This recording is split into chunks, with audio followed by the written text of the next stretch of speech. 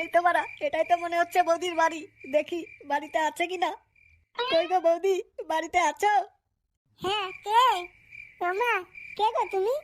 তোমাকে তো আগে কোনোদিন দেখিনি। দেখোনি? এখন থেকে দেখবে। আমি সাটা ভাঙা ক্লাবের সদস্য পুটো। শোনো না বৌদি, তুমি কি এখন একাই আছো? হ্যাঁ, একাই আছি। কি বলবে বলো? বাবা, খুব ভালো খুব ভালো। বৌদি, আমার না তোমাকে খুব পছন্দ হয়েছে। বলেন কি? ও মা, তাই? আমারও তোমাকে খুব পছন্দ হয়েছে গো। বৌদি, তোমার ডাবগুলো না হেভি বাড়া। মনে হচ্ছে এখনই ঝাঁপিয়ে পড়ে চুষে দিই বাড়া।